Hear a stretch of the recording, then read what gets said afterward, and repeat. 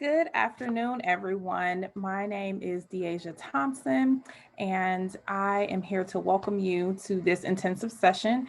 We are going to be talking about partnering with community organizations for enhanced support. A little bit about myself before we begin. Once again, my name is Deasia Thompson. I'm a licensed independent social worker, supervisor here in the state of Ohio. I'm also licensed in the state of Tennessee as a clinical social worker. I am a two-time graduate from The Ohio State University, and I am actually an Access Collaborative alum. So I am very excited to be here today with you and to learn more about partnering with community organizations and being here for Access, which is near and dear to my heart. So today we will hear 4 presentations from community organizations that support parenting students outside of the realm of a college or university. After these presentations, we'll take a moment and we'll engage in some panel discussions, and we'll have some Q&A, and folks can chime in and feel free to put questions in the box, and we will get to those. Some of them may be answered throughout the presentations and some of them may not. So we'll try our best to get to them, and let's begin. So with that, let's start with our first presentation. We are gonna hear a presentation from Ms. Karen Kelly of Teen Success, Inc. Welcome, Karen.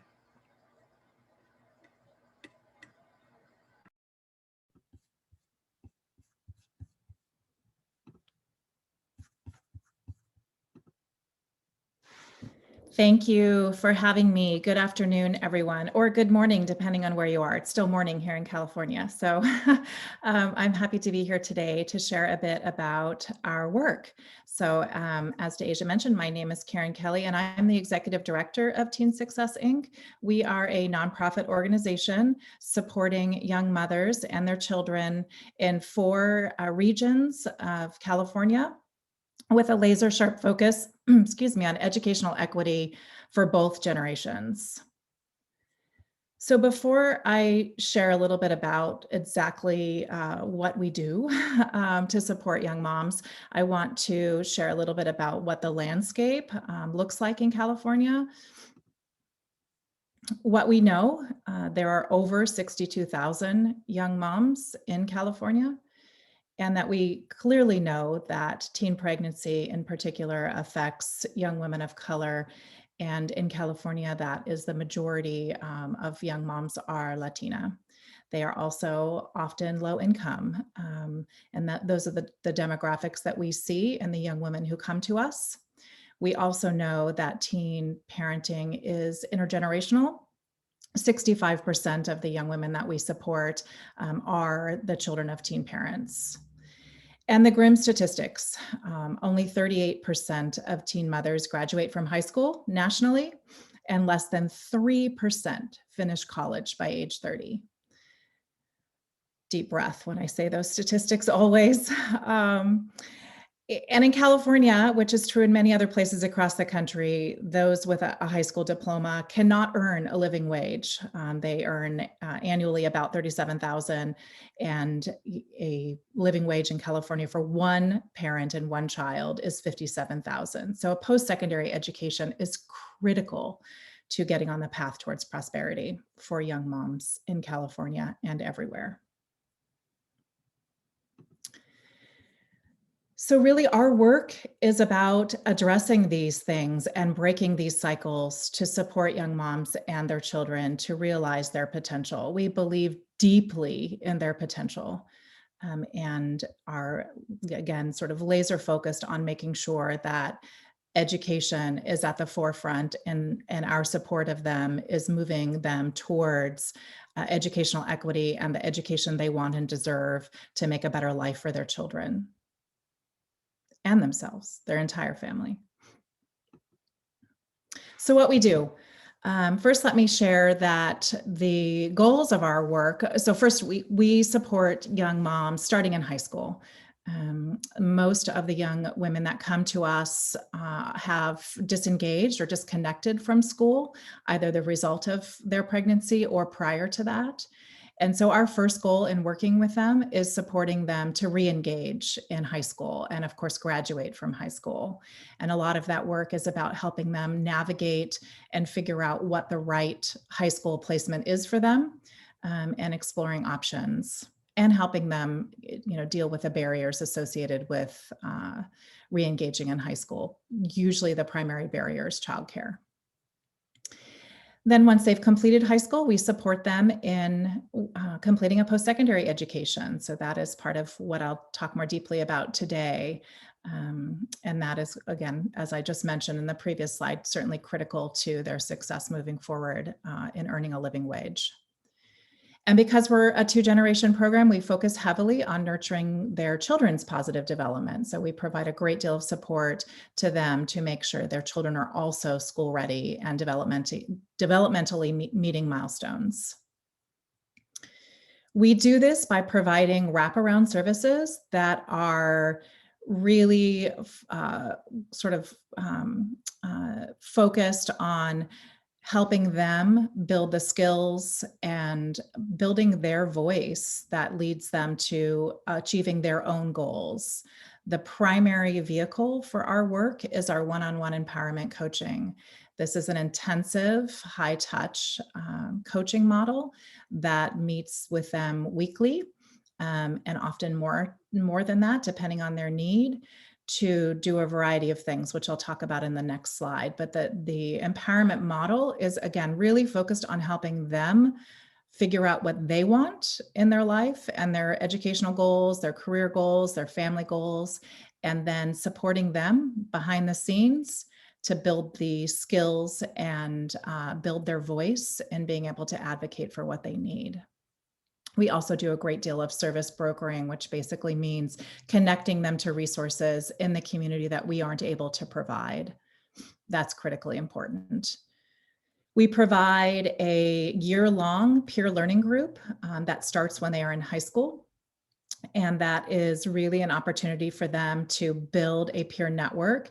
As we all know, young people, developmentally, their peers are critically important. And most of the young moms that we support have lost their friends as a result of becoming pregnant. And so reestablishing those peer connections is critically important.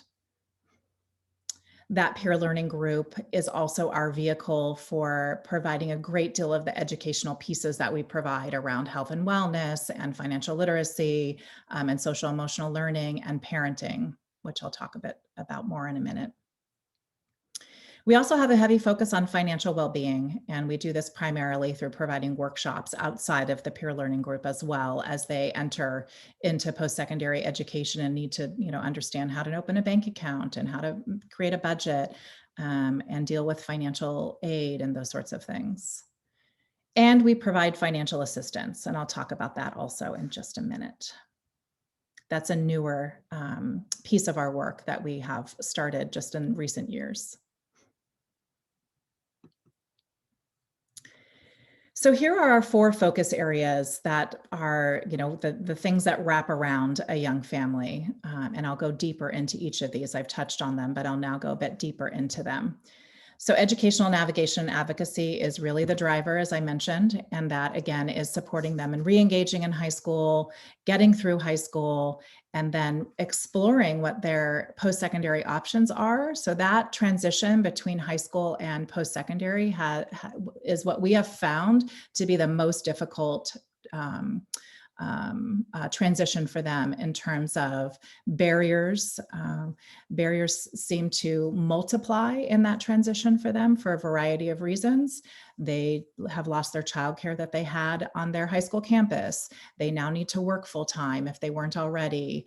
Their families are expecting them to move out on their own or expecting them at least to contribute more financially if they do remain at home. So there's a number of barriers they face. And as we all know, the post-secondary educational institutions are much more complex than a high school. And so navigating all of that is incredible, especially initially in that first year, is incredibly challenging. So that's the work work that we're doing with them around there, mostly through our one-on-one coaching. We're also helping them build their advocacy skills, helping them. So we are not doing for, we are empowering. We are helping them build their voice and their skills and their understanding to fight for what they need, not just from their educational institutions, but from every place. And we work with them to identify what those barriers are and to help them figure out how to address those. And then we also do, as they're entering post-secondary, a lot of support around options for financial aid. And we work very closely. This is the part where the partnership with post-secondary institutions is so critically important. We work with them and that post-secondary institution to figure out what their options are, what programs are available on the college campus, what potential financial supports there are, what classes they need to take. So we work really closely with school counselors and others to make sure that they are, getting on the path that makes sense for them. I think the biggest barrier that our young moms face in this realm is an expectation of full-time participation in school, which is often not possible for them, which means they don't get to take advantage of a lot of the financial supports that are available to them nationally and at the state level. And so we have to work really closely with those institutions to figure out how we can still support them and get them what they need, even if they can't be in school full time. We also do a lot of career exploration with them that is kind of accompanies the post-secondary exploration. So really helping them connect to folks if they're interested in becoming a nurse, really helping them to connect to folks who are already in that field to learn more about what it takes educationally, but also what it's like to be a nurse or a social worker or an engineer or whatever it might be that they're interested in being. The next bucket is early childhood development. So as I mentioned, we are a 2-generation focused program, and we do a lot of work to support mom in building her child's skills. And so we provide parenting education as well as parent coaching. We provide mommy and me opportunities to sort of practice some of the skills they've learned. We do developmental screenings to support their little one and make referrals or connections to interventions as needed. And we do preschool placement and exploration with them to make sure that their child is enrolled in preschool when the time is right. The next bucket is health and wellness. This is focused predominantly on reproductive health education and social emotional learning or health. There are a lot of other pieces that come up in this health and wellness bucket, but generally those are the areas that we focus most heavily, helping them understand what their, the reproductive health piece of it is really comprehensive, helping them understand what their options are always, and making sure they have access to whatever it is they choose. And then the social emotional learning piece is also critically, it's embedded in everything. Emotional regulation is really a big piece of that work, which as both adolescents or young adults and parents is a critical developmental or critical piece of our skill that we all need. And then the last bucket is financial well-being. So I talked a bit about sort of the workshops that we provide around financial literacy, and we also, provide that coaching and support that helps them do things like open a bank account and make a budget, plan for whatever unexpected expenses might come up, those sorts of things. But the one thing that we've done, as I mentioned more recently, which I think has been a critical shift for us and has made a huge difference in removing financial barriers for them, is we've provided an array of financial supports. We provide educational stipends to every single young mom in our program who is enrolled in post-secondary education, regardless of how many classes they're taking. It's $1,000 a year. Every year they are in post-secondary and they are in our program. We also provide, we have a emergency assistance fund that we started as a result of COVID, and provide things like rent assistance, We've had folks request money for, driver's license fees or birth certificate fees, anything that they need that they don't have the quick cash for that they need that is a barrier to their educational attainment. And we are piloting a mini universal basic income approach. We are currently providing $100 a month for 6 months to every single young person in our program to support their financial stability in whatever way they choose to use that money. And that's actually true of the educational stipends as well. Those are dollars that they can use in any way they choose to remove barriers for attending school, attending post-secondary.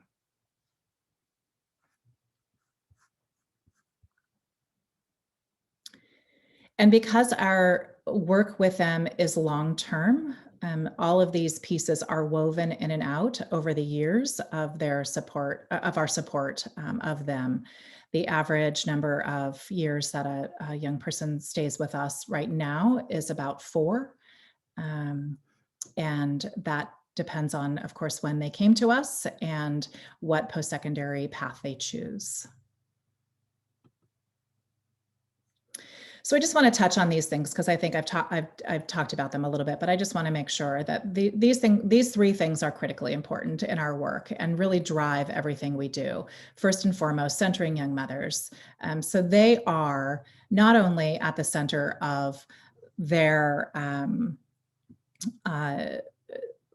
driving their goals and their work with us individually or with their family and deciding, what their educational goals are and what supports they need from us.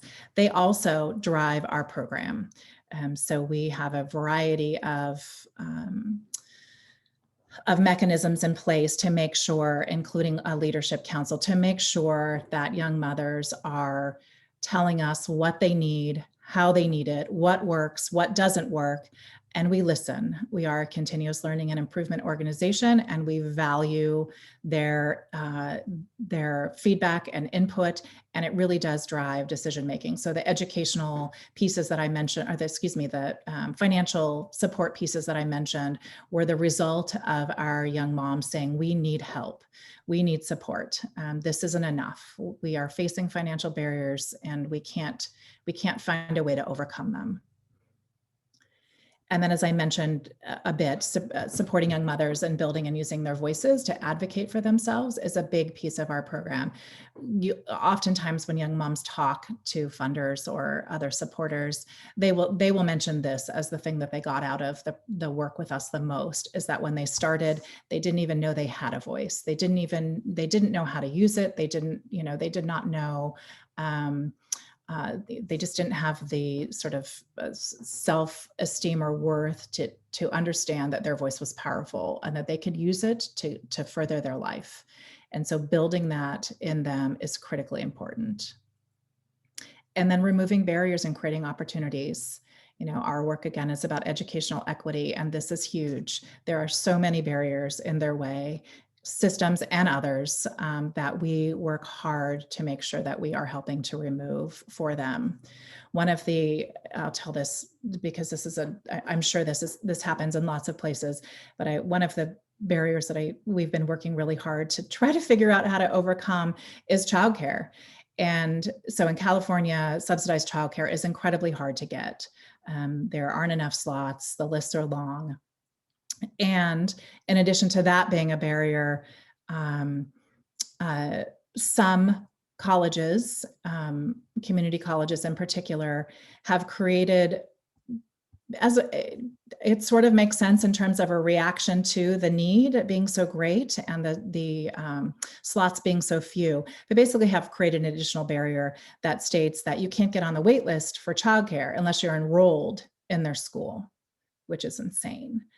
So we have been working to create opportunities within some of those community colleges and piloting some things like our participants of our program getting to the top of the list around those childcare slots so they actually can enroll in school.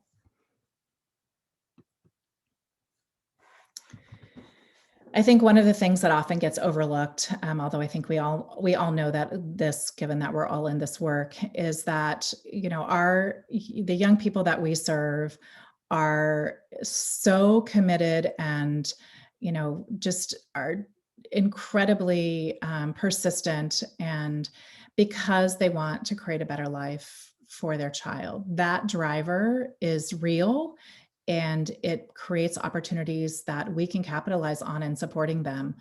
They want to finish school and go to college. They just need our support collectively, nonprofits who can provide much more intensive wraparound supports, and educational institutions to support them and remove barriers. And I just have to throw this in there because I think it's important that we know what we do works. And we're not doing it alone. We're doing it in collaboration with schools and educational institutions. But we know that we're having impact. 85% of the young moms we have served over the years graduated high school. Again, back to that 38% statistic nationally. And 67% of those that have graduated high school are enrolled in post-secondary or have completed a post-secondary certificate or degree, again, compared to 3% nationally. This is what young moms need. They need wraparound intensive supports tailored to them to meet their needs, to make sure they get through. And I will leave you with this because as I mentioned previously, this is it right here. I learned I have a strong, powerful voice, and Sophia is one of our leaders, and she has an incredibly strong and powerful voice and is using it in so many amazing ways. Thank you for your time and for being here today.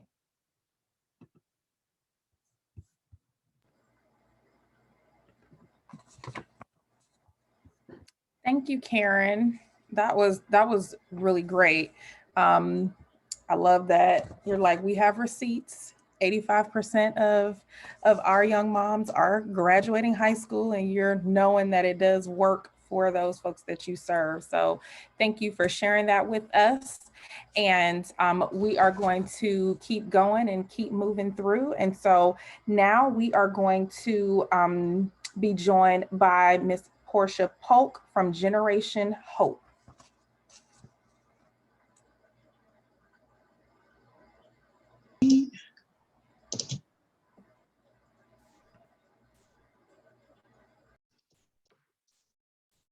Right. Hopefully everyone can see me and hear me.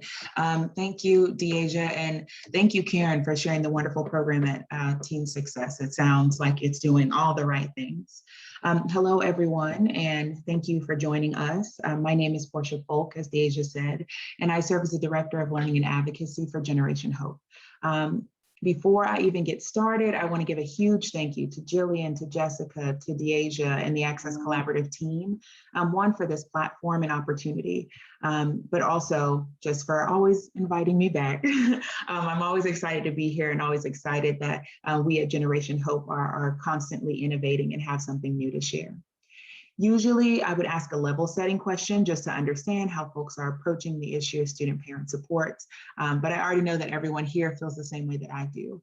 Every student deserves an opportunity to self-actualize and create social and economic mobility for themselves and their families, and obtaining a degree, as we all know, is a way to do that. So I will just jump right in.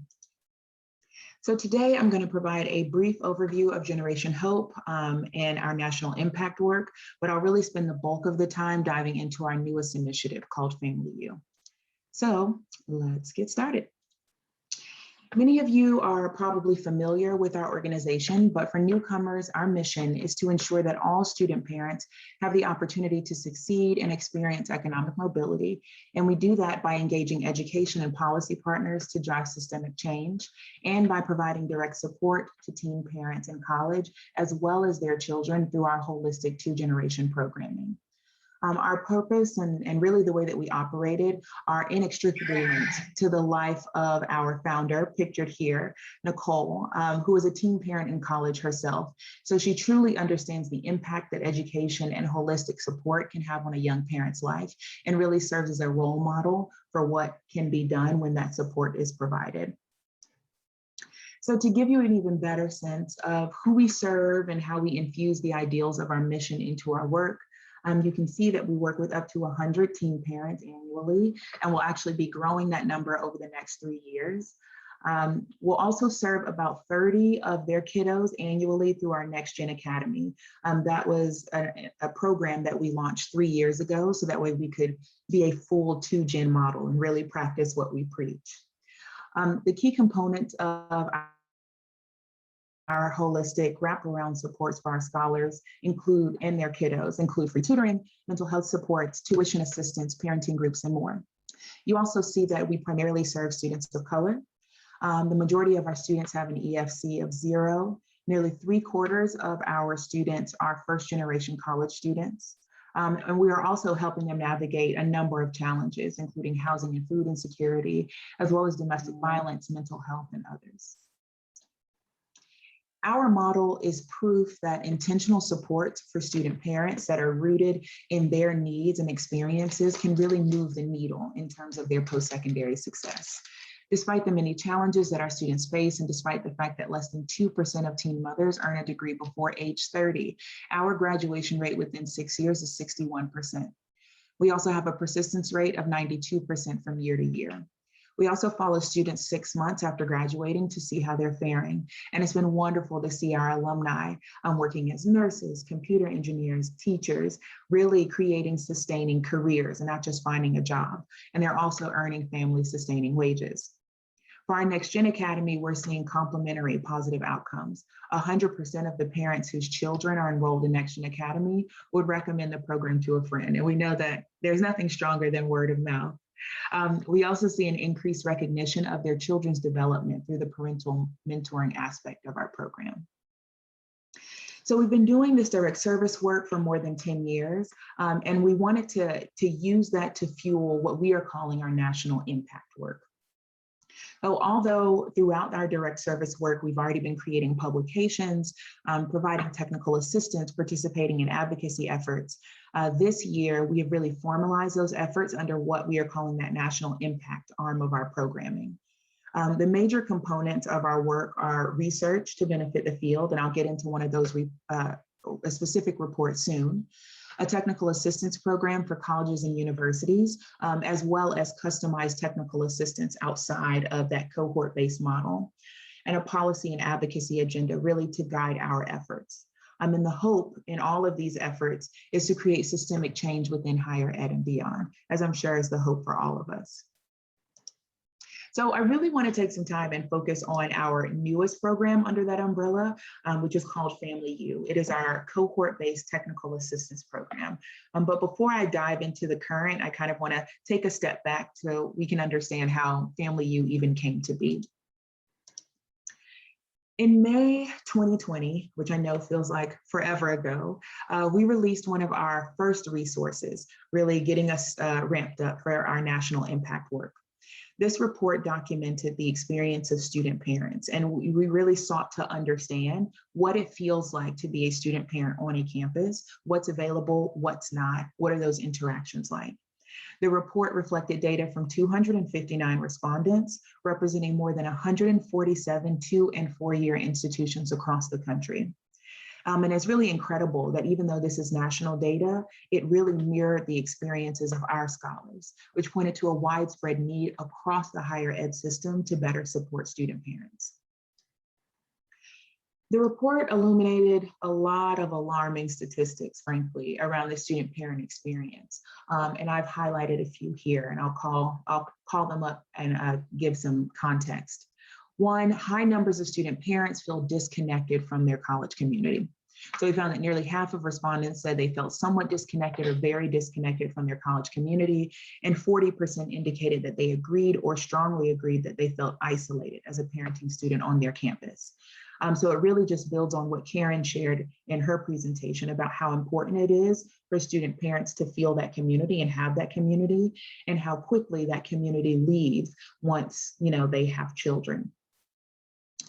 Overall, 20% of respondents indicated that they felt either somewhat unwelcome or very unwelcome on their campuses.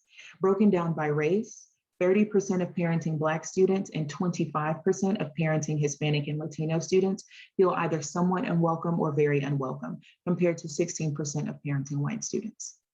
So clearly some racial disparity in this work as well.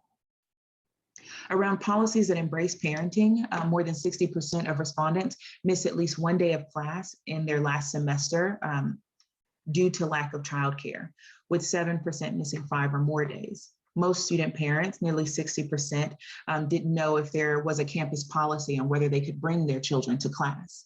And even with significant childcare challenges, we know that IWPR found that student parents have higher GPAs than their non-parenting peers. So despite all of that, the GPA remains consistent. So there's motivation, supreme motivation across the student parent body. I'll go through the other ones really quickly. Student parents take note when their campuses lack family-friendly characteristics. More than a third did not see family-friendly characteristics. So we're talking changing tables and bathrooms, and we're talking about play areas or just spaces for them to have their children on campus, even a reflection of themselves in the marketing material. And there's no difference here between community college and four-year institutions. You're just as likely to find few family-friendly characteristics on a two-year institution's campus as you would a four-year institution. And lastly, student services are designed for student parents. Securing childcare was one of the most difficult challenges student parents reported facing. Yet 3/4 of respondents said that their financial aid office did not inform them that childcare expenses could be taken into account in the determination of their financial aid award. And that number increases to 79% for Black students. So I really want to emphasize that when we are looking at the student parent data, both in this research report, but in future reports, we try to look at it through a racial equity lens because there's a clear disparity there. And the full report provides even more of those critical insights. You'll often hear us say that student parent work is racial justice work, and this report reinforces that. But it also serves as the foundational research piece for the conversations and the creation of Family U. So we wanted to remain authentic to the experiences of our scholars, of our mission, and to other student parents when we first created Family U. So we held a series of focus groups from March 2020 to September 2020 and convened a group of practitioners to serve on a task force to guide this work. Both groups were tasked with evaluating the efficacy of the Family U model, and determining its economic and social viability based on their lived experiences and expertise. We encouraged our parent participants to really think about what they would have liked to see on their campus, what would have made their college experience easier. And we asked our college administrators to think about what they would need from a cohort like this and what is missing on their own campuses. Where is there gaps in their own knowledge?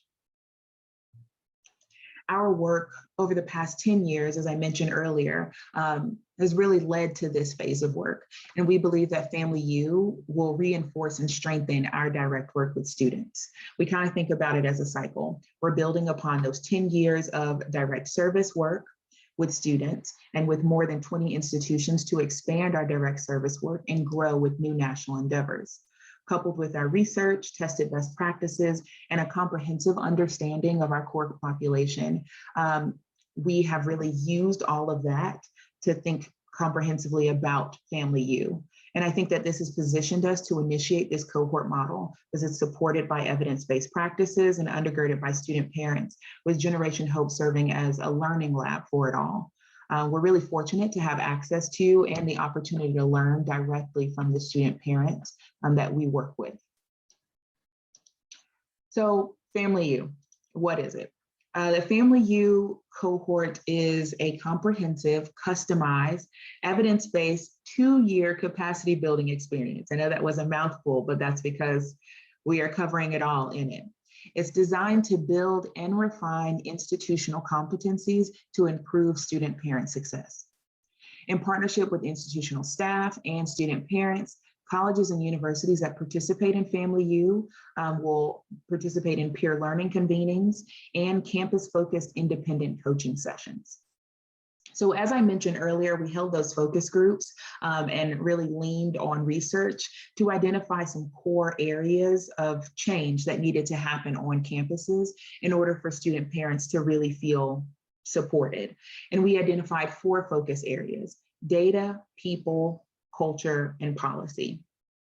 So there are a number of other, focus areas that you can choose to focus on. But when we had those conversations, and did assessments with those groups and spoke to researchers, those are the 4 areas that really arose as common themes in those challenges faced by our scholars and areas of opportunity on college campuses. And this is actually really consistent with the research that we have conducted and research that we've seen elsewhere. We already know from the national survey that there's a lot around culture and policy that can change. Student parents are not knowing whether they can bring their children on campuses or not, but they also just don't feel supported, don't feel like they're being included in programming.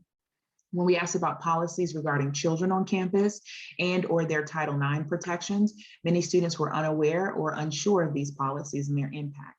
And as we said before, with research from IWPR and Ascend at the Aspen Institute, they both produced research that supports the regular collection of data to enact proper supports for all students, but student parents in particular.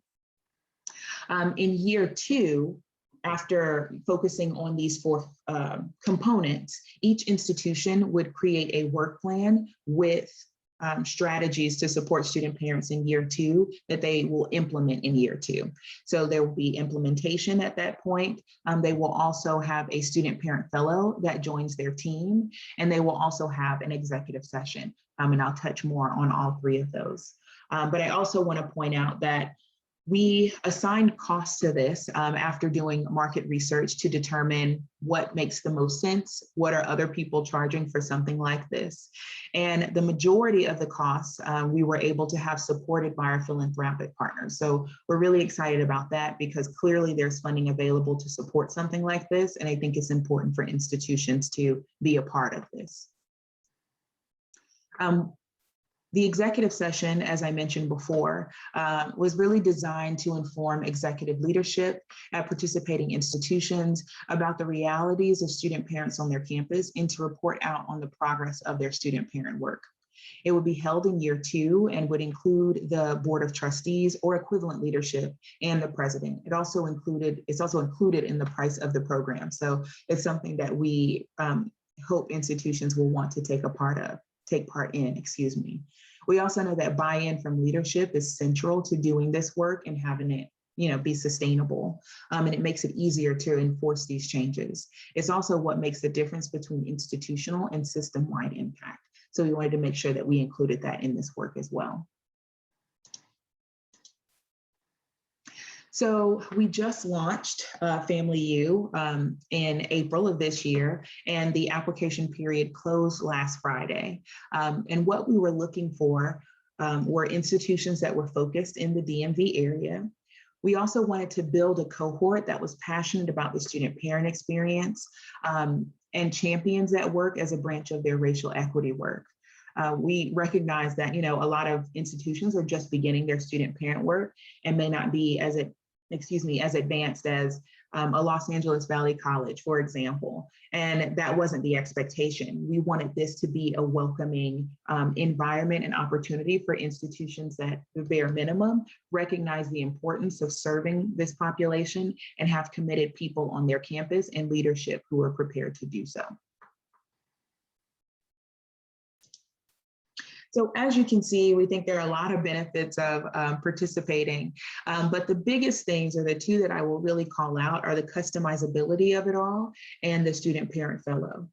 Institutions want to feel, like they are special, and that's because each institution has unique needs, but the core problem is still the same, right? And so across those 4 components, we have coaches that will work with those institutions to develop a specific plan around data, people, policy, and culture based on the needs of that institution. And that's something that we learned from our focus groups and our earned income task force, is something that's really appealing about any type of cohort-based model. The other piece is around having the student parent fellow. We believe in centering student parents in our work. As one of our scholars said, if you're not at the table, then you are on the menu. And we do not want this to be an opportunity where scholars feel like they are not a part of the action that is happening. And so the student parent fellow will be a paid fellowship position. That person will join that institution's task force or their team in the second year and really help implement the work that is being produced in the second year.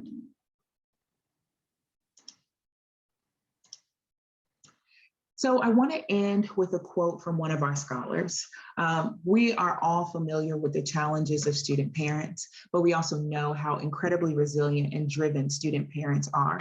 And all they need, just like any other student, is the support to make everything possible. And that is what we are aiming to achieve with Family U. Oops. Sorry about that.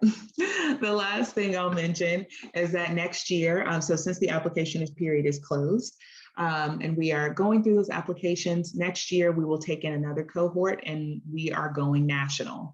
So it will be open to institutions across the country that are interested in either strengthening or even creating better supports for student parents in all of those areas. So I'm excited to share this with you all. And hopefully if you are interested in it or have questions about it, you will reach out to me. So thank you very much.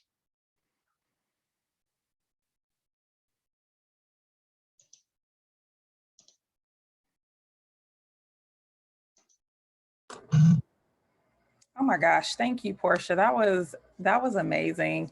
And something that you said in there when you were giving statistics about just student parents not feeling like they have community and feeling isolated. And I can attest to that. And Access was my community during my time at Ohio State. And so it's so good to see that this work is being done and continue from when I was in school many moons ago. So with that, thank you for that. That was amazing. So our next presenter is Cynthia Rincey from Buckner Children and Family Services Incorporated. So we will welcome her to the stage. Hi, everybody. Try to share my screen. It's been one of those mornings.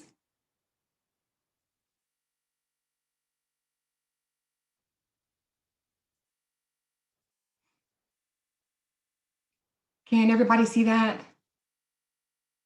We all good?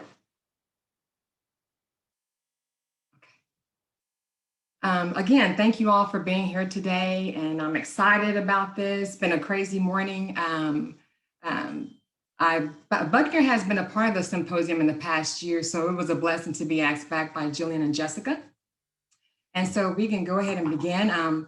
Buckner Family Pathways has been around for nearly, since really started in 1997 in our Lufkin, Texas, where we have 40 apartments. And now we're in 7 other locations. And what I love about Family Pathways, a little bit about my background, I've been with Buckner for almost 20 years and I worked in foster care for almost 9 years. And then I transitioned into this program to become the Family Pathways Director because I love that Family Pathway stands for helping families stay together by providing them affordable housing and support to single parents seeking a higher education. At that time, I was a single mother, so I was like, this is really a blessing that I can work with moms who I can relate to a lot and who want that opportunity to, to be able to just be able to be self-sufficient on their own and not have to really rely on different government assistance or other programs because they're just trying to take care of their families. Family Pathway locations throughout the state of Texas is Amarillo and Dallas, Houston, Longview, Lubbock, Lufkin, and the Midland. And 2 of our programs, majority of our 5 out of the 7 programs are for single moms, and it's the way that they're set up because we're on our own campus, but the other 2 programs operate out of apartment complex. So, so it's a little different. So we also have single moms and single dads there as well. Like we've been started in 1997. I work for Dallas, and Dallas is the second largest, and we have we opened up in 2005. The foundational component for Buckner Family Pathways is safe and affordable housing, quality childcare. And the reason when we talk about quality childcare, we do have one program in Lufkin that has a daycare on site, and they work with the state to receive, or work with the city to receive daycare assistance. But the other programs rely on CCMS, which is Child Care Management System, to help them when it comes to, funding daycare while they're in school full-time and also working part-time. So we have those components to help us when it comes to childcare, because that is one of the biggest barriers when it comes to moms trying to get their education and take care of their kids and trying to just pay for childcare. Higher education or technical training is what they can either go for a certificate or for a degree. When we first started in 1997, it was a 2-year program that was really for moms who are working towards their associates. But as time has progressed, economy changed, and moms are now receiving their bachelor's degrees and RN certifications and higher education. So but there's a way that even though it's still considered a 2-year program, there are times when they can apply for extended stay or extended participation, depending on where they're at academically. So if we can help them get that higher degree and assist them while they're doing that for an extra year or two, then we'll make sure that happens. But it has to go up. It has to go up, towards the we have to kind of talk about that with the moms themselves and see where they're at when it comes to extending their time with Buckner Family Pathways. I also have Miss Marissa Phillips. She's on with me, and she has been a past presenter, and she does an excellent job, and she has huge knowledge. So there may be times she'll jump in and where I may mess up or leave out. But what I love you got it, Cynthia. Go ahead. But what I also love when it says about the opportunities to give back. In our program, the program offers a lot of services, a lot of wraparound services from, therapeutic services and financial empowerment classes and different life skill classes, self-esteem. So just a whole array of skills, classes and trainings that will help them as they work towards self-sufficiency. But we also want them to know the importance of giving back. So we have a volunteer program where the moms are, where they, volunteer at least 50 hours a year, because we want them to be able to give back. We don't look at Buckner as a handout, but a hand up. And so we also want them to know it's good to receive, but it's also good to be able to give back, whether you volunteer at a church or you volunteer at a food bank or wherever your skills or needs could be used. So we really monitor that throughout the year. That's not optional, because we also want them to look at, just giving back to the community. Financial resources. When we talk about financial resources, Family Pathways is 100% donor funded. So we do have we have a team with Buckner International, our volunteer engagement, and also our foundation team, that we have a certain team that goes out and really raise funds for the programs, really for all the programs. And so we also have grant writers, people who also write grants for us as well. So as a director and other directors and other programs, we do a lot of tours and we try to work to get the word out. So we do fundraising ourselves, but we do have a fundraising team at our Buckner International Support Office that is their focus, is to raise money for all the programs. Success for the future. When we talk about success for the future, we'll get into all of that as we go through the presentation, but I kind of want to give you different components and outline of what we're going to be talking about today. So when we talk about family strengthening framework, Buckner Family Pathways is guided by the protective factors of the Strengthening Families approach, coordinated by the Center for the Study of Social Policy. The protective factors are parental knowledge, parental resilience, social connection, concrete support, child social and emotional competence, and youth thrive. In order for us to operationalize family strengthening interventions based on the 5 factors, I'm sorry, let me move this up. I'm so sorry, get this out of my way.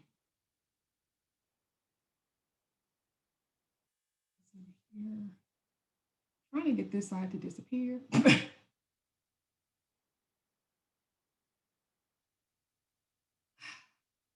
But I'm sorry, I can't even get the slide out. Buckner is guided by the standards of quality for family strengthening and support. The two-gen model. The two-gen model, just a second, people. I'm so sorry, bear with me. I'm not computer savvy. I want to get this. Okay. The two-gen model is program builds strong connections between program components for children and adults by providing integrated and ongoing services to family members of both generations so that they achieve success and wellness together. Longitudinal and tracking of family place residents shows that of children who lived at the family place while under 18 years old and are now 18 or older, 91% have gone directly into higher education or vocational/technical training directly out of high school. Tracking data also shows no further incidents of homelessness, abuse to the child, and interactions with the juvenile justice system on the child's part. And our Lufkin office really did a lot of great data on this. They were the first program out of the 7 to collect information when it comes to the children also attending college, just like their parents. And I would love for Marissa to kind of share a little bit about that, if she doesn't mind. I can. Yeah, that's fine. So to kind of give you a little more context to those numbers, the Lufkin location, as Cynthia mentioned, was the first that was in place beginning in 1997. And so we began tracking data with a vision that it would be important from the start and have a little bit longer history to refer back to than some of our other locations. And of course, I'm looking forward to new data. What we did in 2015 was do a look back with our staff on site. Y'all know how that goes, trying to get staff and dollars for research, but we gathered the interns and gathered ourselves and did a survey outreach to all former residents that we still had contacts for, and did some follow-up with that. And the specific numbers on that at that point is that just for the Lufkin location, we had 165 kids at that point. I'm refreshing my memory from my notes, who were at that point over 18 years old. We had a 25% response rate. And of those that we got the responses on, 93, this 91 is adjusted a little bit for some other additional numbers, had gone directly to higher ed or vocational training, as you see on this slide, had no further incidents of abuse, neglect, homelessness, interaction with the juvenile justice system. And we felt like it was important to track those numbers because long before we had the proper vocabulary for it, we had come into this with a two-gen approach in mind. We just didn't know what we were going to wind up addressing that approach as, but since we've all kind of come into that vocabulary together, we felt like it was important at that point at almost our 20th anniversary to begin tracking this and hope to begin to update some of those numbers soon using the data that our other 6 locations have begun compiling since then to give an even broader picture of the two-gen impact. And Cynthia can talk about this. I know she has a particular program that they have on the Dallas campus where they have some older children that she'll talk about at the end of the slide, but there's several ways we address that while the kids are with us as a two-gen model. Obviously just going into that with that mentality, where we have campuses, especially in the apartment complexes, it's a built-in community where we're all promoting the same goals and values together, working together as a community of student parents. And then of course, ensuring that the kids are involved with high quality educational childcare. We have either on-site counseling or contract counseling available to students and their children in all locations. And then just a number of things, including summer programming, groups, resource and referral, and any kind of resource we can put our hands on basically to help support the student and parent together. So with that, I'll hand it back to Cynthia. Thank you, Marissa. Thank you. When we first started the Family Pathways, we were really just looking at empowering the parent But I do love the 2-gen model because now the children are also getting just as many services as the parents. So that has been a blessing. Collaborating. Buckner Family Pathways collaborate with local colleges within the community. Buckner Children and Family Services, which meaning we also collaborate with, we have what we call Hope Centers that work with different zip code areas, providing them services as well. So sometimes we'll work with other programs within Buckner to provide trainings or any kind of services that the moms may need.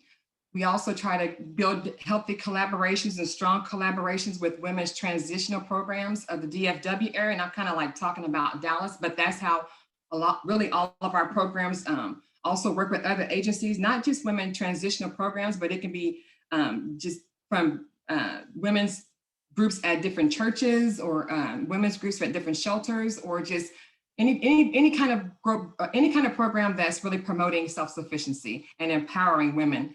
But also, like we were saying too, as well as for the men. So that's we are really huge on collaborating, especially with us being 100% donor funded. The collaborations help alleviate a lot of financial stress. But not just that, but collaborating also means we're building connections across the community, across the city. So we're all kind of coming together and helping each other. So that's one part I do love. And how we build collaborations, we do a lot of footwork. Whether we do speaking engagement for other agencies or churches or community schools, either job fairs or academic school fairs and different things like that. We really work to collaborate because we want other people to know what we do and get the word out.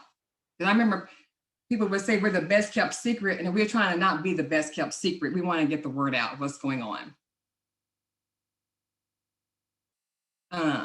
Okay. And as far as family referral sources, Buckner accepts referrals from a variety of sources, including local colleges / universities, churches, social service agencies, local high schools, previous residents, and self-referrals. And like I was saying a few minutes ago, we really try to get out there and take information to different schools, different churches, and other agencies, as well as different high schools or any really just different schools within that area. We do receive a lot of self-referrals, and also from moms who have been in the program. They just kind of give a word of mouth and kind of share with other people about their experience there. So that's also a great referral as well. We rely on 100% referrals because we don't advertise. We do have information. We advertise by getting the word out, doing the footwork. So recruiting is big for us. Also on our website, we have a huge website, Buckner International. So it kind of gives a lot of information about what the program has to offer. I know a lot of our schools love it, especially nursing schools or vocational schools and places like that, because they have a lot of single moms and fathers that come through there and they just need that assistance. So they love that our focus is, the whole premise behind the program is academics, but it also provides a huge array of other services. Sorry about that. Participant profile. A typical family pathways participant is a single parent with children with like about the average, I would say 1 to 3 children, childhood trauma, physical, emotional, substance abuse, and homelessness. Barriers to achieving independence is inability to earn a living wage due to insufficient education, inadequate housing, unreliable transportation, lack of safe and affordable childcare. That is the typical participant. When each mom or each father comes into the program, we do an assessment and we do the goal according to their specific needs. We don't look at them as one group of people. So whatever they may be experienced. And I love the fact that we now have our therapeutic counseling services with Buckner that we really worked to happen along about 5 years ago. So we're so happy that each program has their own therapist, whether it's a contract therapist or the therapist is there on campus. So we work with the therapist and we really come up with a plan with the mom or the dad, what their specific needs may be. And we work that plan with them throughout their time there. And that plan is updated every 6 months to kind of see, or even if it needs to be more than that, depending on what's going on with the family. And it's like I was saying, we do have licensed therapists, and Buckner is huge on making sure we have quality staff. And to provide quality services. And when we look at the barriers, the inadequate housing and unreliable transportation, we even try to find out how we can alleviate that barrier as well. So, but that's our participant profile, our typical profile. The program requirements.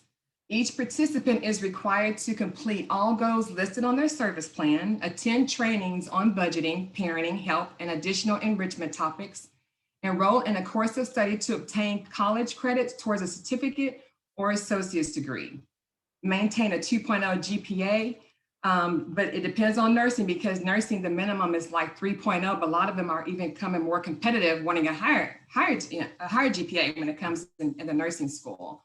And volunteer hours, as I was saying earlier, where they give back 50 hours annually. And the program requirements, those are the things that we want them, those are the things we talk about them when they first get in there. And so, but they also work with a case manager, and to make sure that those requirements are happening and follow through, we meet with them once a month, or sometimes if it needs to happen, be more than that, then that will happen as well. But we do case management services where we work directly with that mom once a month, and we go through all the different things on their go list, see how they're doing, or if anything needs to be changed or increased or lessened or whatever it may be. So they do also receive case management services. We definitely make sure we involve our therapists, because I think when they see that, I think that is a huge important part, because working together to help them achieve the goals that they came in there to work towards. So the minimum credit hours the moms normally take are 12 credit hours fall and spring, and in the summertime, they take 2 classes in the summertime. And we also monitor that. How are they doing? Are they needing any kind of academic assistance? So it is a really hands-on, it's not micromanaging, but it's a hands-on program where we're really in there working with the moms, but we also want them to take ownership of their success. So we're kind of like that foundation to help support them while they're in school, making sure not just the moms, but the children are also receiving the services as well, as Ms. Bristol was saying.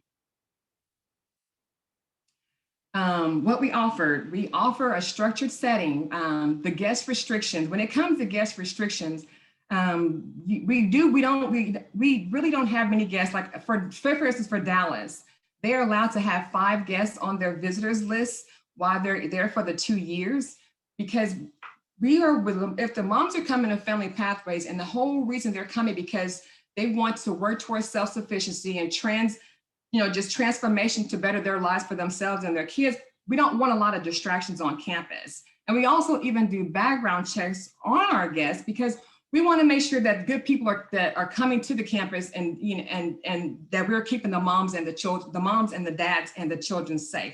I'm sorry I say moms all the time, because the campus that I serve is all women.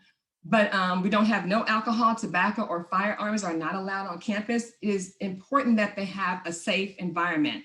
And there has been times when I've done tours, or people may interview one of the moms, and they'll ask, well, what is it that you love most about Family Pathways? And you would think they would say academic, but no, they say, because they feel safe, and they can have that release of stress of trying to make sure them and their kids are safe.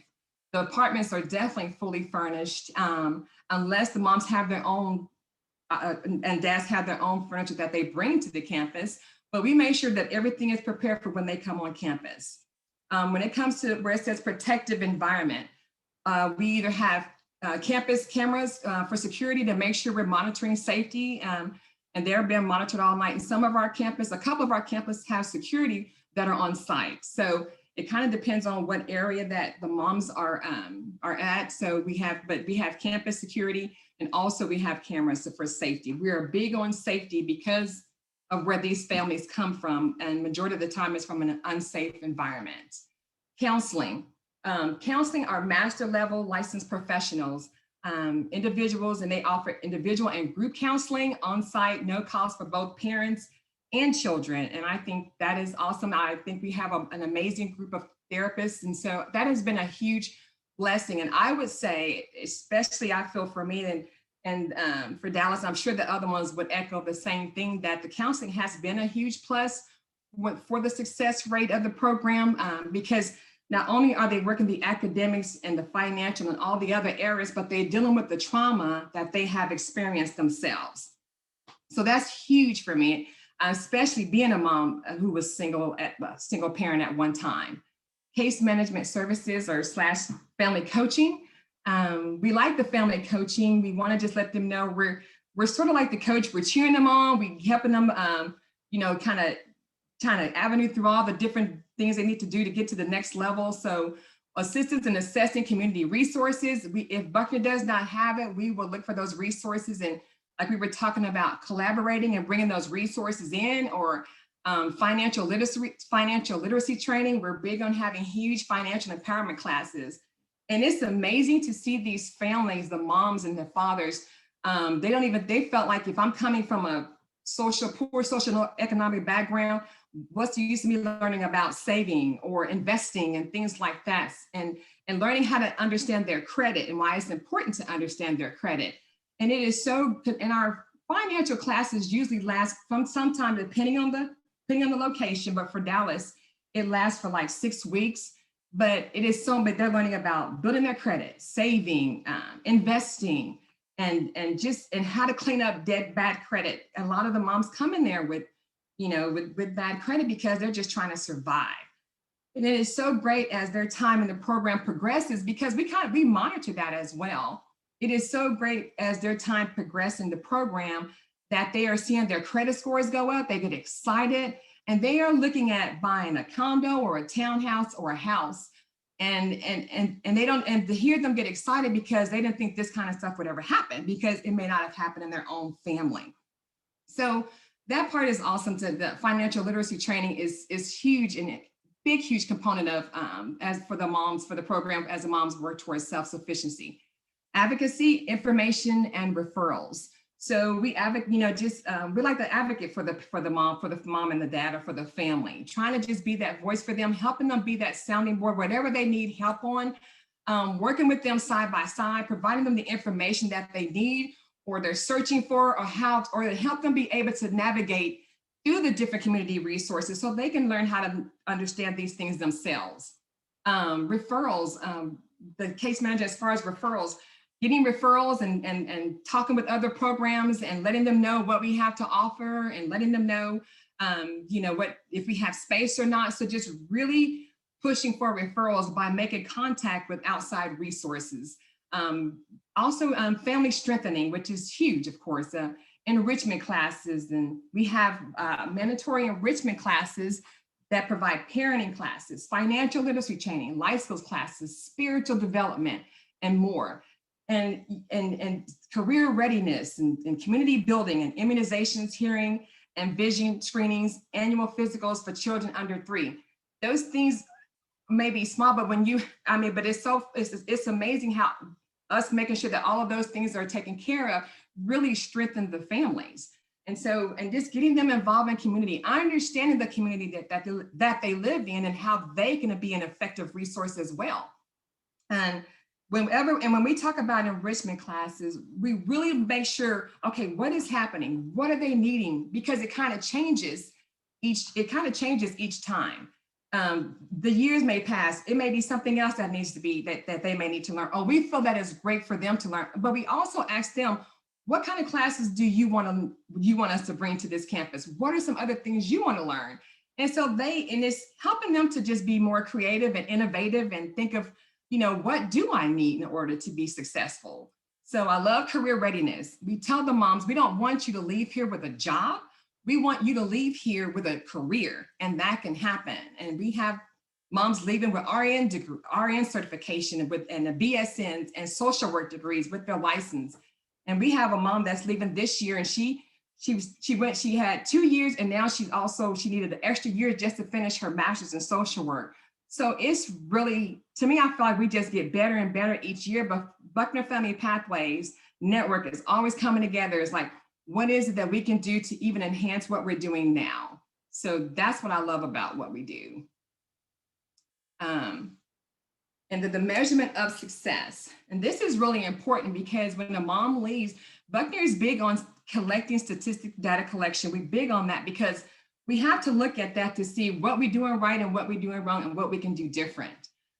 So when it comes to the measurements of success, the definition of outcome measures determined as client exits the program. Successful completion is when a mom or a father leaves graduated with a degree, graduated or degree cert or certificate, transfers to a higher degree program, sustainable employment, and financially self-sufficient. Those would be marked for successful completion.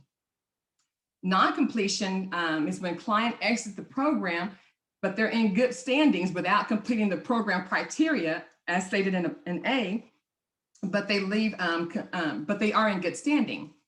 Married and did not complete the program is also a non-completion. Personal health issues and family issues, whether it's health or others, call to military duty, or client becomes ineligible. An unsuccessful exit, which is those we fight to not have, is when a client chooses to depart the program without pursuing education/employment and goals.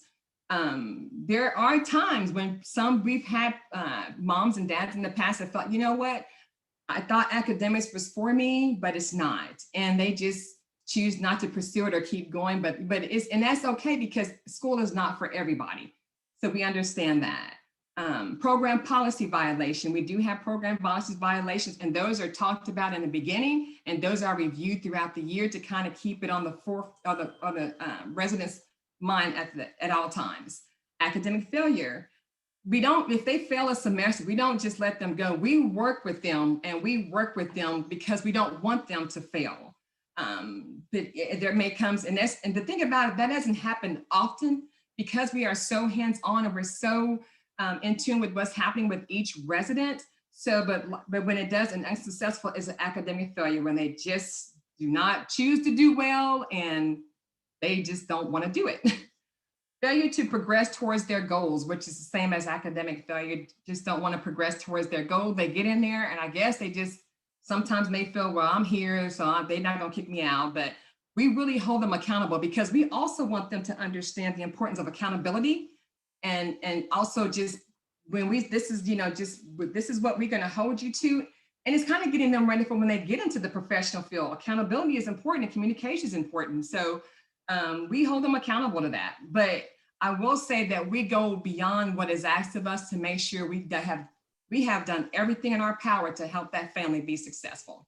Cynthia, I hate to interject, but I want to make sure you have a moment to cover your last slide. I know that's something that's special to your heart, but I think we're nearing the end of our time. So if you want to move to that last slide and have just a moment to share that I know you're excited about it. And then if we have any questions, we can move to that.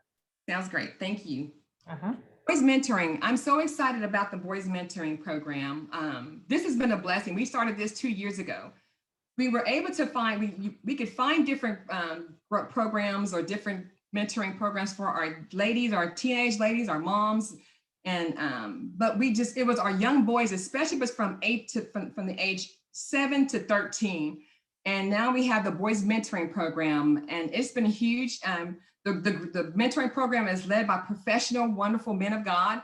The counseling, one of our therapists started the program with a curriculum, and what they talk about is body image / self-esteem, making decisions / choices, completing chores, homework tasks, socialization, isolation, puberty, self-care, personal hygiene, peer pressure, bullying, self-control, respect, emotions, anger, and pride in education. And it's been huge. And it was one of our boys, and he was at that time 12, and he said he loves the group because there's things he can't tell his mama because she's a girl, which had us laughing. So this happens once a month, every Saturday. And yes, the pandemic did hurt us a lot because keeping the young boys' attention is kind of hard virtually. So they just try to work and come up with creative ideas to make sure they keep their attention, because the boys love it. And it's not just Family Pathways. We also invite our other programs, whether it's foster care or some of our kids from the Hope Center. So this is still kind of new, but we working on kind of getting that expanded into our other programs throughout Buckner International. Yeah. Thank you, Cynthia, for representing us today. Excellent work. Thank you.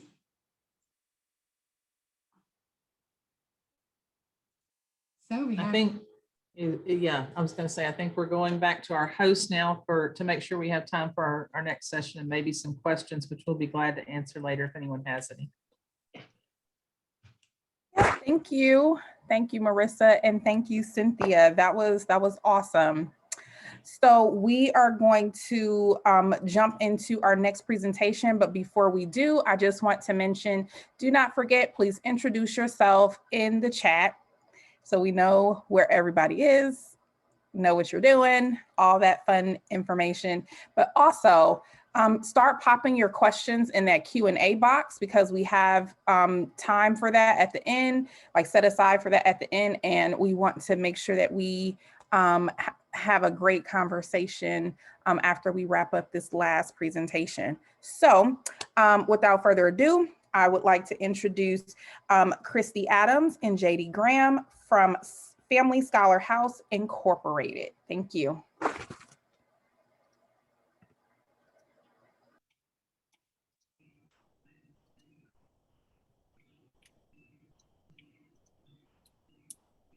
Can you see that? Yes. Hey, everybody. Happy, what day is today? My name is JD Graham. I'm Assistant Program Director at Family Scholar House, and I'll let Christy introduce herself. Hi, good afternoon. I'm Christy Adams. I'm Vice President of Programs and Services with Family Scholar House. If you want to, I know this is, if anybody's like me, it's been a really busy week. So I would even say that if you have a second to put a check-in into the chat box, just how you're feeling today. I think sometimes, especially at Family Scholar House, we start everything with mindfulness, and we make sure that everyone has the space and the time to kind of get settled in before we start whatever we're doing. So if that's something that serves you today, if you could just put a word check-in, we totally will honor that too. I am checking in as grateful to be here. Also grateful that I have, that we've been able to be a part of this presentation and also see the amazing things that other people are doing for single parent families. I know at Family Scholar House, we take pride and we're incredibly inspired.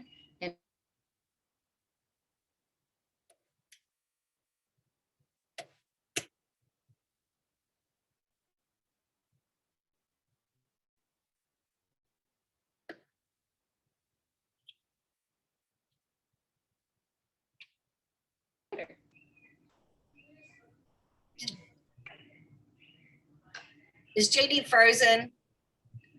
I think I'm back. Okay. Yes. Christy, I think someone said they wanted to see full screen. I don't know if you could make that full screen. Let's see.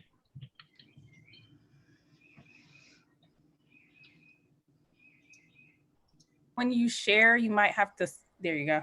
Okay. Oh, I see some check-ins too, so that's beautiful. I love seeing those as we go on. So Family Scholar House is a beautiful nonprofit organization that is education focused, and our mission is to end the cycle of poverty and transform our community by empowering families and youth to succeed in education and achieve lifelong self-sufficiency. None of this would be possible without our community support, without those that believe in single parent families and our youth to be fully self-sufficient and to succeed. Donations come in all forms, and our program and families are in need of both financial and material support always. We are always looking for ways to continue to support our families, and we listen and we hear, and we figure out what those things are on a daily basis, and we move to what we feel like those priorities are. Each year we serve disadvantaged residential and non-residential single moms and dads and their children with a comprehensive, holistic continuum of care that meets them where they are and empowers them toward their educational, career, and family goals. All families have experienced poverty, unstable housing, and most often domestic violence. Programs and services are responsive to the needs of families and are provided for all ages. The most beautiful part of our program is that we not only serve those in housing, but we serve those not in housing, as well as graduates of our program as well. These individuals, some of them are coming straight from direct homelessness or in the shelters or in domestic violence centers and are starting a new chapter of their life. in Family Scholar House. So it's beautiful to be able to see them from the beginning of their journey all the way into a cap and gown or with their certificate in hand. We are believers at Family Scholar House. We believe in the power of education to change lives, families, and communities. We believe in second chances and fresh starts. I'm a prime example of that. I'm a graduate of the Family Scholar House as well. We believe in the resilience of the human spirit. We believe that our past is part of us, but does not define us. And we believe in the wonderful single parents and young adults who come through our doors, determined to make the most of new opportunities. As we all know, the society at times has many labels and stigmas of single parent families. And a lot of times our single parent families are getting no. We offer the resources to be able to tell all of our families, yes, you can, you will, and you're going to. We hope that they come in, obviously, from many different trials and tribulations, and that when they walk in our doors, they feel seen, heard, and validated and supported. A little bit of overview of our program. We have a very comprehensive program. Pretty much if you ask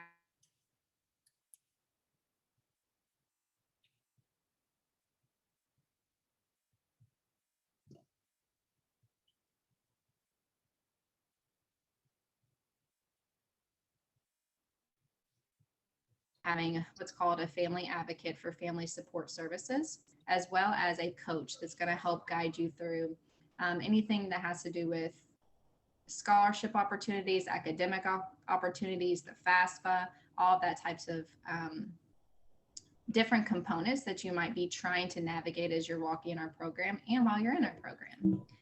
And the other is we have an apprenticeship program as well. So the beautiful part of that is that we have an apprenticeship coordinator that also can go through what type of opportunity you would want if you feel like full-time student is not the best fit for you. So sorry. My thing just totally just went.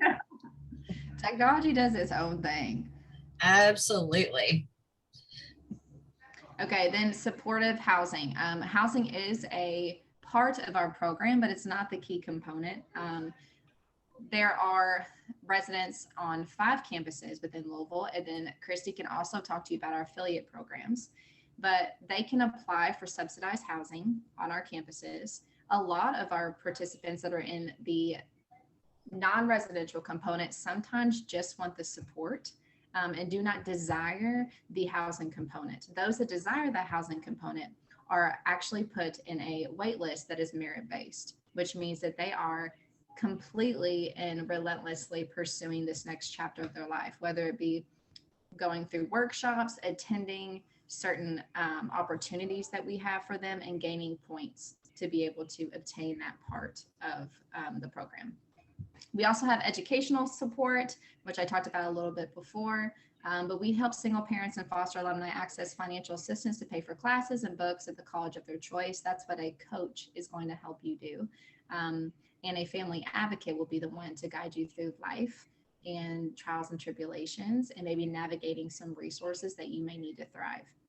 Children's support, we have tons of amazing children's programming, especially over COVID. We have gotten to see our little people's faces on the screens this entire time, doing all types of things that will help them to grow and be inspired and to process while in their own homes. So we support the growth of children mentally, emotionally, academically, and developmentally through a variety of workshops, activities, and connections. We all know that we can love and support the father or mother, but we also need to be pouring into the children as well, because if something is going on with the children, it's going to vibrate to the parent. If something's going on with the parent, it's also going to vibrate down to our kiddos. So we want to make sure that we are loving on the family as a whole and making sure that we are offering support and resources for every single soul in that home. So I'll let Christy talk about our affiliates for a second. So I think one of the big words that we love at Family Scholar House is growth, whether it is growth in the individuals we serve or growth as an agency. So JD stated we have 5 campuses in Louisville that house 279 families. And we have seen a need for the model expand. So we currently have a national affiliate model. We have 4 current affiliates that are in, one is in Kentucky, 2 are in Indiana, and 1 is in Ohio. And then we have some individuals who are in the process of becoming affiliates.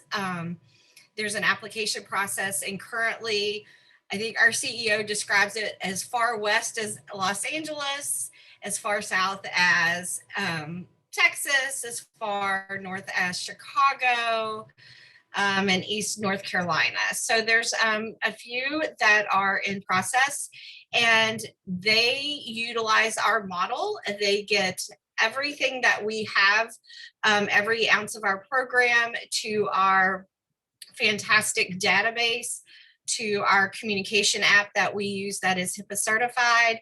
Everything that we have, they bring to their community and integrate what works best for that community. So we do not own our affiliates, but they utilize everything we have, but they also can leverage our resources. So we have had affiliates leverage our data. Someone before talked about the importance of data. I know Portia especially loves data, and we use that data to inform what we do. So affiliates who are new and trying to seek grant funding to provide services may not have the data behind them to apply for certain things. So they leverage our data as an affiliate and say, while we are new, here we are an affiliate of Family Scholar House, and here is the data of how this program works for them.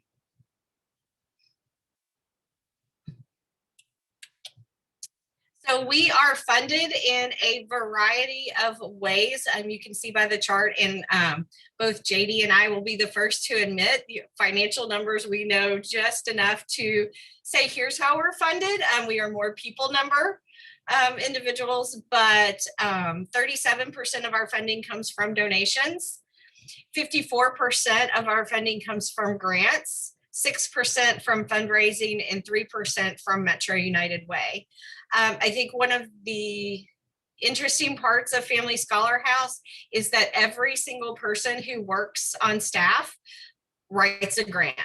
Now, they are not expected to do it all alone. They will have support from our Director of Mission Advancement, but we feel that individuals who do this work understand this work and write really good grants because they know what they are doing with those participants, and they see those outcomes. And we get to share those outcomes.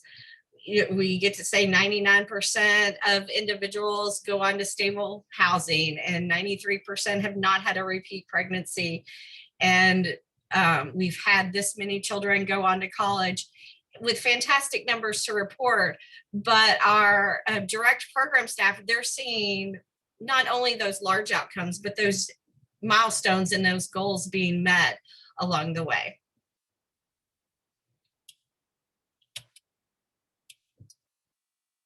So JD's going to talk about just how we support and assist our parenting students and how important resilience is. But I think right before that, I'd like to interject. I loved hearing previous presenters talk about the trauma, talk about domestic violence, and talk about those pieces where individuals we serve come from.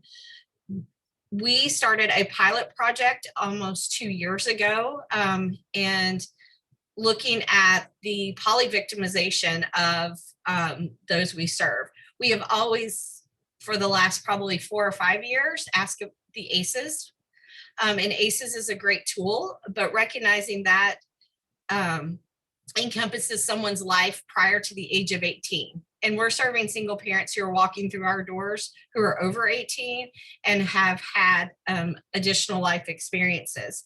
So we did a pilot study and looked at 9 different types of trauma, from domestic violence, sexual assault, labor trafficking, sex trafficking, stalking, strangulation, community violence, witnessing homicide, and bullying, And to this date, we have found that individuals who have taken the survey, and it's been about 527 of them, 87% of them answered yes to at least one of 9. And the average that people are answering are 4 of 9. So our individuals are coming to us living a life that they should not have to by choices made by someone else. And that data becomes really important. Most recently, we had a young person in our community who was killed behind one of our campuses, so not on our site, but we could easily pull the data for every person who was living there and found that 39% of our families that lived on that campus had witnessed a homicide in their life. And so we needed to be able to reach out quickly and wrap our arms around those families who were going to be hearing about this, who may have even witnessed it. So that data has become a part of who we are. And resilience plays into that. Absolutely. And as I said prior, our families are some of the most resilient, intelligent, brave, bold, and determined families that I've ever met. So behind each door is a different story and a different journey. And while they are in the program, their trials and tribulations do not stop there. But the difference is that we are able to be a part of their support system, a part of their network, and to continue to advocate for their success. While in the program, they also have to be a full-time student. They also have to be, if they choose to not do school, they need to be full-time in an apprenticeship program. They attend 2 family support meetings a month, plus 2 academic meetings a month. They also are doing community service and giving back to our community and loving the community in whatever way that serves them. And they are putting in money for what we call a future fund, which is a savings account that they will be able to take with them as they carry on to their next part of their journey. So every single one of them is doing so much every day to better their life, to better their families' lives, and to be able to fully accomplish their dreams and their goals, which they're so worthy of. So Resilience Family Scholar House assists participants in obtaining needed support services and helps them address barriers to education. All participants meet regularly with their advocate for services, including the following: applying for necessary welfare benefits. We are constantly helping find and help them enroll into whatever resources will assist them in being able to thrive, such as food stamps, such as daycare assistance, such as grants, and opportunities for them to be able to be fully supported while they're with us and beyond. Opportunities to develop new skills in the areas of parenting, time management, independent living.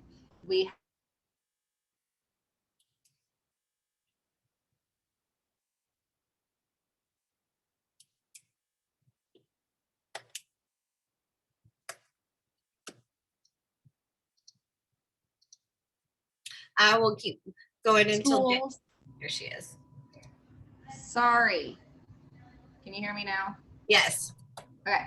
We're also connected in their schools, and we're able to get support in any area that they are brave enough to ask for. So we are constantly in the trenches of their lives with them, and we try to find all the lights that we can. We have peer support and community activities. Family Scholar House encourages the participants and their children to become a community for each other as they focus on common education goals and develop new skills together. Especially this past year, we've been focusing on really empowering those that have experienced unhealthy relationships, unhealthy relationships with their body and their spirit and their mind. So we have incorporated a lot of amazing, not only staff members, such as a health and wellness coach and a art therapist, but also groups for them all to come together and to express things and to be able to grow as a unit with people that have like experiences as them. To support this goal, in addition to require monthly workshops, group activities during the month, provide opportunities for peer support and interaction with Family Scholar House mentors. And then supportive housing. While the majority of families served by Family Scholar House are in the non-residential programs, which are those that are just seeking the support and the resources and the guidance that we can give without even housing. Those in need of stable housing may apply for the residential program. Student parents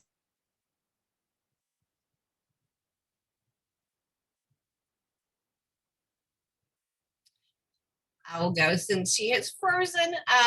Participants are responsible for their portion of the rent based on HUD guidelines and their own utilities, but all participants, aligned with their, there she goes. sorry, it's also aligned with their ability to stay in good standing with property management as well as Family Scholar House.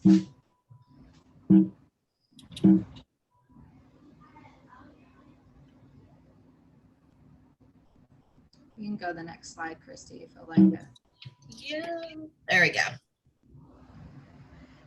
And one of the biggest pieces of our recruitment methods is obviously word of mouth.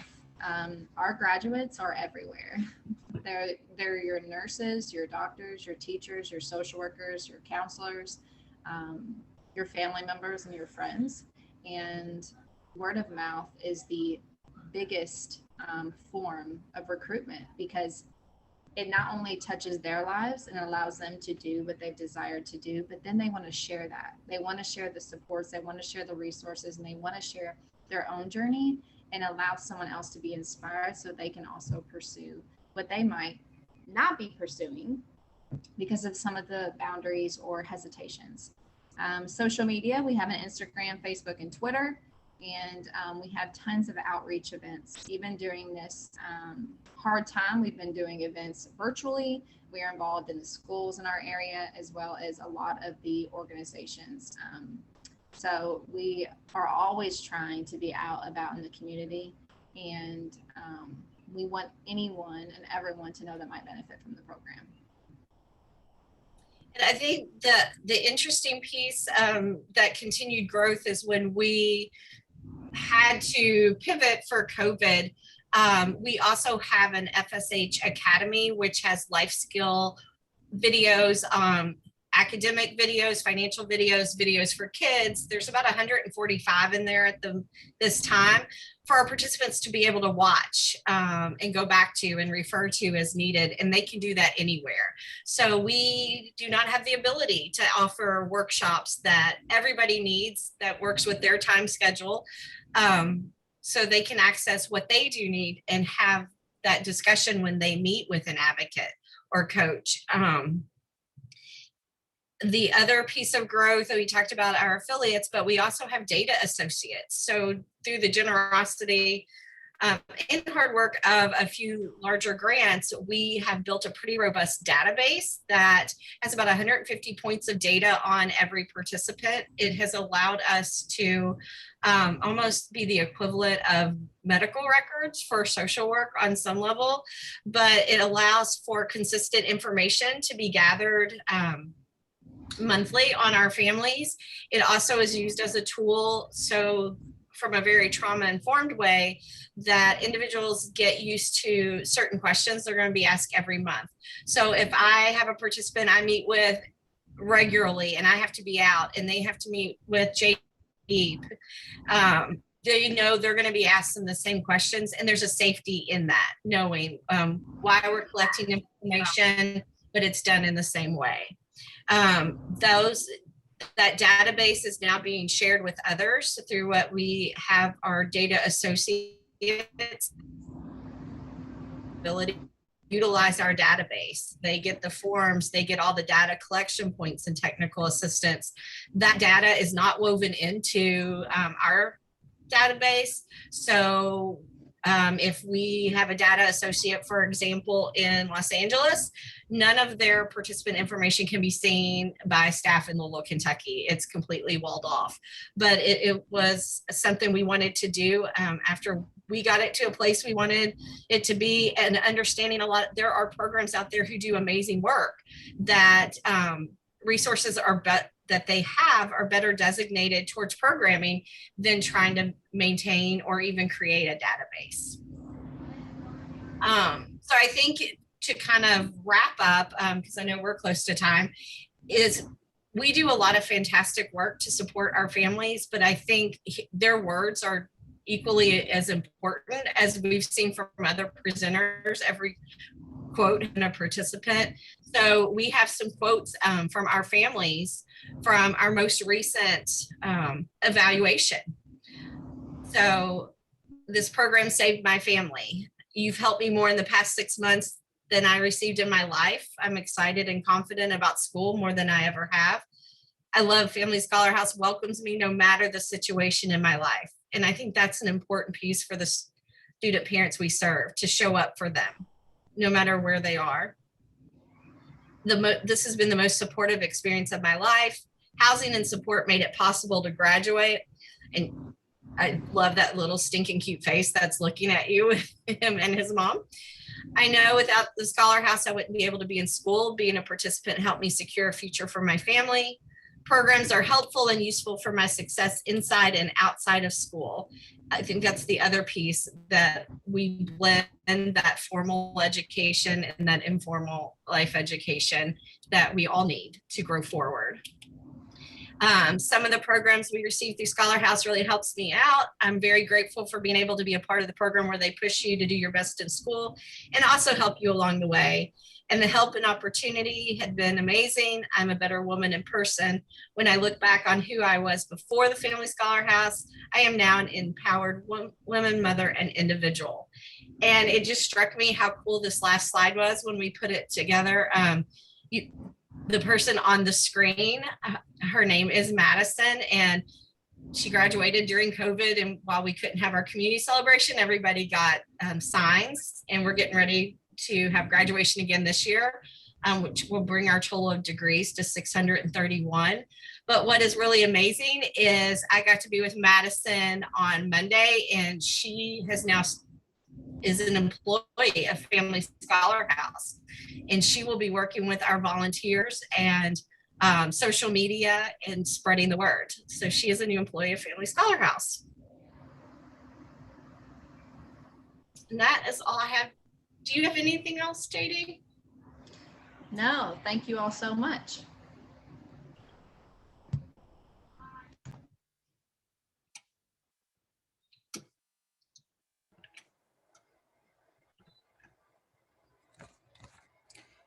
Awesome. Thank you. Thank you, ladies, for that wonderful presentation. So we are, because we have just a little bit of time left, I want to hop in and kind of get our panelists, if you all want to hop on, get our panelists some questions. And so we do have a few in the Q&A box. So I'll start there. And this is open to anyone. So, well, no. So this first question, I think, is for Portia. Can you explain a little bit more about the funding? The host institution pays $10,000 for 2 years. How many scholars does this cover? So I think this one was directly for Portia. Yeah, and great question. So for this first year, the Family U was underwritten by philanthropy. So we priced it at $10,000 because we wanted to acknowledge that, one, a lot of the institutions that our student parents attend are economically constrained, but also COVID has exacerbated that financial situation. So we've dropped it down to $10,000, and typically, or moving forward, it will begin to increase. But that covers the institution's involvement in Family U. Part of it goes towards the coach, like paying for the coach that you will be working with. And part of that also pays for the student parent fellow that will join your team in the second year. So it doesn't exactly cover a number of scholars as much as it literally pays for you to have the opportunity and to work with Family U for 2 years. Hopefully that answers the question. Yes, thank you. And now our next question. Let's see. What are some ways you have, so I know, so in the presentations you all talked about recruitment. So what are some ways you've recruited staff? Because I think a lot of the presentation spoke to like recruiting of the scholars, the parents. And so how are you recruiting staff to meet the needs of this population? And do you have to overcome a big learning curve?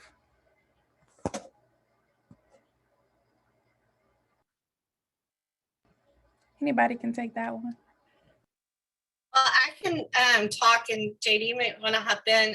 You know, we recruit staff from all over. We do our job postings, so we get individuals through the community.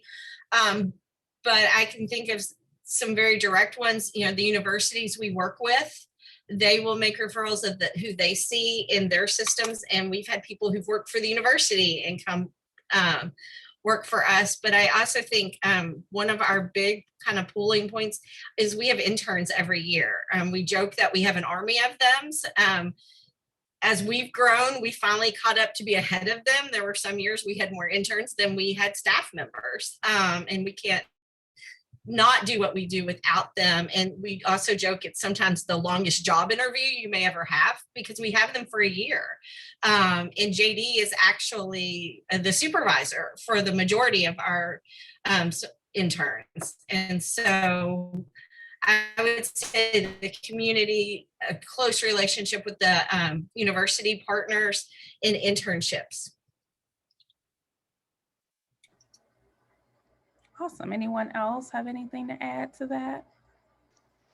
Yeah, I'll add. Similarly, we rely on our partnerships for staffing needs, but also we have interns and we have coaches and sponsors for our scholars. And oftentimes they rely on their networks or will spread the word whenever we have a new position open, or they will apply themselves because they want to be closer to Generation Hope and work with us more consistently. So similarly, we really rely on the people that are already volunteering their time in some capacity and their networks to really get the word out. Awesome. So we have another question here, if no one else has anything to add to that one, related to the apprenticeship program. So if you could speak a little bit, I can't see everybody on my screen. If you can speak a little bit to what that apprenticeship program entails.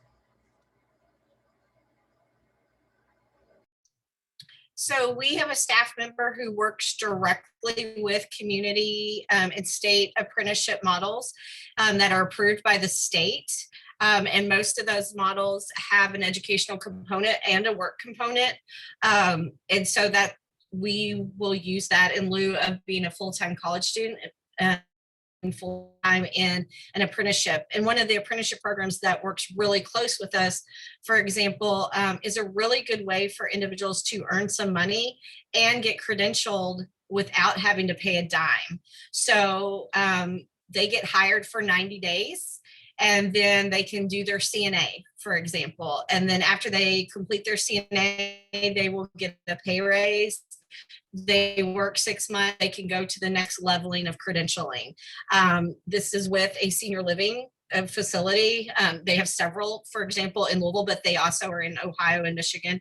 But there's the ability to go from a CNA through master's in nursing without ever paying a dime if needed. So it has worked better for some individuals, especially individuals who may have been through several schools and life got in the way and they need to earn a little bit more money.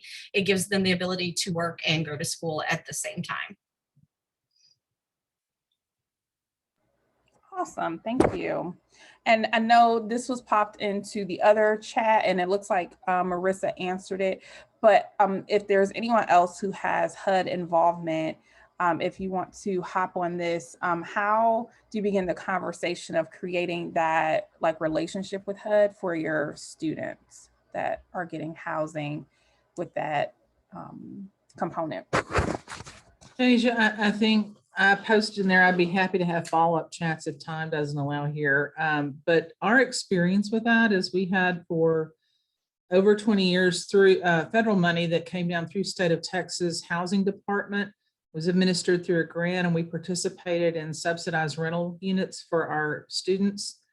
What occurred just in the last 2 years is there were direct contradictions, without getting way off into the weeds about it, between the state's interpretation of how the money could be used and how the federal money, where it began, could be used. And we actually met with some folks at the HUD office in DC about this, and they said the federal interpretation overrode it.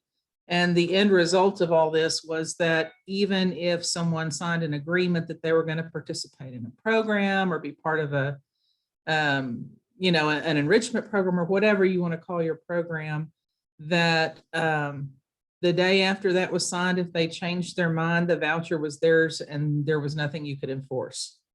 So we found that that was not going to allow us fidelity to our model to have folks signed up who may or may not choose to participate when we were providing the housing, so forth, as part of our campus. And we had to back out of the grant opportunity.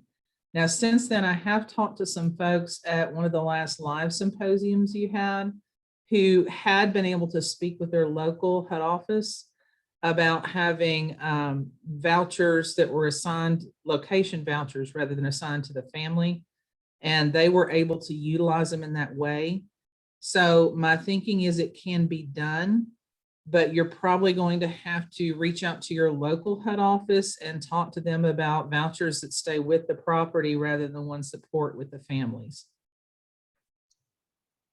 And I'll say on our end, because ours is a little bit different. It is, when they come in, it does belong to the property, but they have the ability to request to take it with them if they graduate and with a letter from the program. But in working with affiliates from across the country, local housing authorities differ. So I will tell you what, because people always ask about ours. We have a little bit more, or our local housing authority has a little bit more leeway because we're a move to work city. So there are only a certain number of move to work cities in the United States. I know that they have grown the number in the past couple of years and are looking to add a few more, but that kind of opened up a little bit more opportunity where we are in Louisville through our local housing than others. I know we have affiliates though that do have the project-based Section 8 voucher. So it belongs to the apartment while they're there. And then we have some that they just get preference points for the program and get their voucher and can move in, but the voucher is theirs. So it really does depend, I think. And I think the advice of, I'm sorry, I forgot who just spoke. That's okay, it's Marissa. And thank you for the vocabulary update. Project-based is what I was trying to remember. But what Marissa said of starting with your local provider and see what they even have the ability to do. Awesome, thank you. And I have another question here. So I know we are talking about student parent success, and that is the goal. But how do you all within your programs handle attrition? So when students are, like I know Buckner brought up, like when students do not complete that program, does your program provide linkages for them beyond your work with them? Because obviously your program has parameters. What kind of things do you do to handle that? Well, I'll jump in since you called our name, but I'm sure everyone has their program, so I'll be brief. But yeah, for our graduates who are on the path to completion, we begin an exit process with them a full semester or more before they're ready to go. And we're doing planning for all sorts of things, financial, academic, you know, do they have furniture, credit applications, and that sort of thing. But for those who may leave as a non-completion or unsuccessful, you know, the circumstances can be different depending on whether that's by choice or if they fail to comply and just not for them. But at a bare minimum, they always have at least a 30-day notice to make the transition. And during that time, we're meeting with them at a pretty intense frequency and level to help them make a successful transition to whatever their next step is going to be. That may include financial referrals, helping them understand what resources are available in the community. If they're returning to family, that may be less necessary, but just to try and help them make that connection and understand that even though this may not have been their moment, the option is still available to return if and when they're ready. And we want to help support them in that choice if a better time comes available for them. So our program is a little bit different in that, first of all, we work with incredibly highly barriered young people. And so they're in and out pretty frequently. So they'll disconnect from us and then reconnect and disconnect and reconnect. So we tend to stick with them. We give them a sort of window if we haven't heard from you in a while, then we reach out and say, we're going to exit you from the program. You're always welcome to come back. If they do, and oftentimes they do, and something happened in their lives that pulled them in a direction that they weren't able to engage. And then a few months later, we hear from them again, and then they come back in. And that's the same for school for them often, especially post-secondary. There's a lot of stops and starts with the young women that we work with. And, we're committed to seeing them through. So we stick with them. We will exit again if we haven't seen them in a while, but they can come back. And we, step right in and re-engage with them. In terms of folks who have completed our program, completion looks slightly differently for everybody. So it's a certificate or a degree, depending on what their goals are. We also similarly have a sort of a slow exit post meeting their goals to make sure that they are connected to whatever additional resources they need. And we have young people who come back to us even post that, just saying like, I need this resource, do you know where I can find it? And so we're kind of always there in some fashion for them.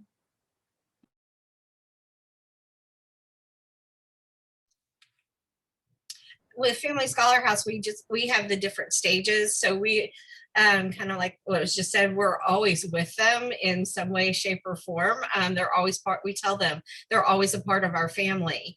For our residents who live with us, they have typically 180 days post-graduation to make a transition when they are working with their advocates and coaches, which actually starts prior to graduation. We have the ability to extend it a little bit if needed. For example, we have a current grad who she asked to stay 2 extra months, longer than that 180 days because she's buying a house. And so the transition time just needed to be a little longer. So we try to blend that here's the boundary with the meeting them where they are for their post-graduation plans. We have some who choose to stay and go on to higher degrees once they earn 1 degree. And then after they graduate, we have what's called post-program support, where they can still receive services, everything but the housing. So we do have some who come back and want to retake financial classes or need to still meet with a career coach, or we have alumni who come back and want to volunteer in a certain way. So they're always part of the family, and we just show up for what they need and take their direction. Similarly, the scholars at Generation Hope, same thing. They will always be a part of our family as well. As Christy said, we aren't a residential program. So a lot of it is just a matter of, do you have the time and the support that is needed for you to stay in school at this time? And so we try to put a lot of people in place to make sure that we are catching if there are other environmental factors that might be contributing to their inability to either stay in school or achieve at the level that they want to and we want them to, but we also provide emergency grants when that comes up. And because we're a smaller nonprofit, we can turn those around pretty quickly. We provide mental health support. We obviously provide connections to community partners for other services that they might need. But sometimes, a parent knows what they need. And so if this is not the time for them to be in school and they know that for themselves and they intend to return, we trust. We maintain that relationship and we're here when they are ready to come back. And so we did see that a little bit with COVID. It just became really hard, especially the adjustment to online courses was really difficult. And a lot of those students are preparing to return now. So we just try to make sure that we maintain those relationships so that way we're here when they're ready. Awesome. I love this conversation and I wish we could keep it going because this is really great information. But thank you all for presenting today, and thank you all for joining us and listening to these presentations. If you have not seen in our chat box, Jillian did pop in each and every website. So teensuccess.org, generationhope.org, Buckner.org and familyscholarhouse.org, all where you can find more information about each of these organizations and the awesome work that they're doing for keeping our scholar parents in school. And with that, I would just like to say once again, thank you for joining us and participating in this first day of the SPSS. And I will let you have the rest of your day. Thank you. Thank you. Thanks, Deasia. Bye, everyone.